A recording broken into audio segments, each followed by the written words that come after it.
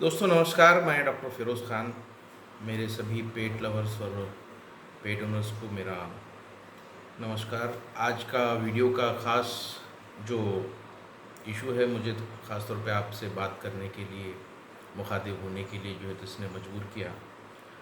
दोस्तों, आजकल आप जानते हैं कि पेट लवर्स में पेट का क्रेज़ बढ़ रहा है, पेट के ताल्लुक से अफेक्शन भी बढ़ रहा है और जो है तो लगभग हर घर में मिडिल क्लास से लेके अल्ट्रा रिच क्लास तक जो है तो हम अ, पेट को एज अ कंपेनियन एनिमल और एज अ कंपेनियन डॉग बोलकर हम जो है तो उसको आज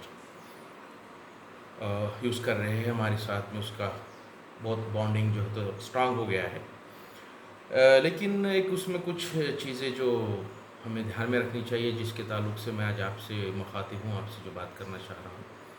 चंद दिनों पहले एक न्यूज़ आई कि एक मिलिट्री मैन की जो है तो रेबीज से जो है तो मौत हो गई।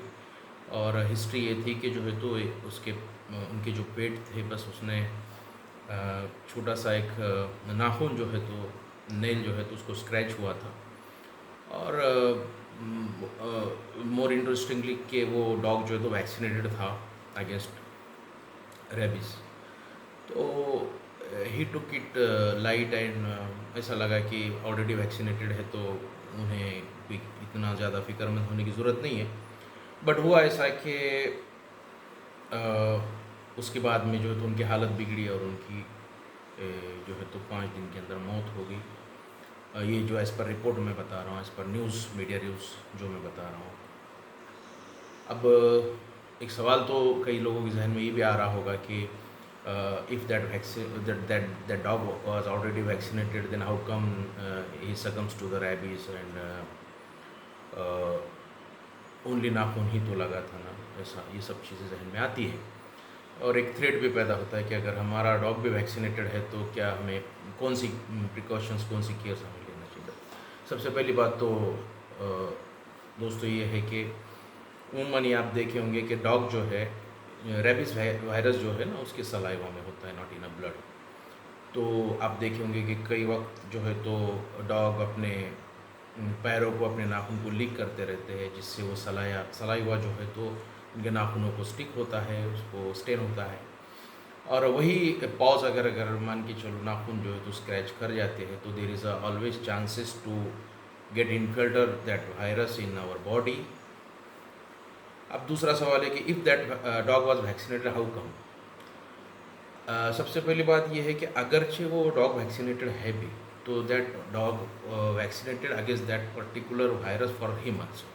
लेकिन अगर वायरस अगर अंदर मौजूद है तो वो एंटीबॉडीज उसके उसके बॉडी में होगी तो उससे वो लड़ेगा। बट अगर हम वैक्सीनेटेड नहीं हैं और वो वायरस अगर किसी वजह से हमारे बॉडी में इंटर होता है, तो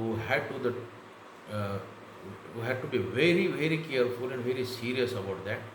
और हमें फ़ौरन जो है तो एक ह्यूमन डॉक्टर से आपको कंसल्ट करना है।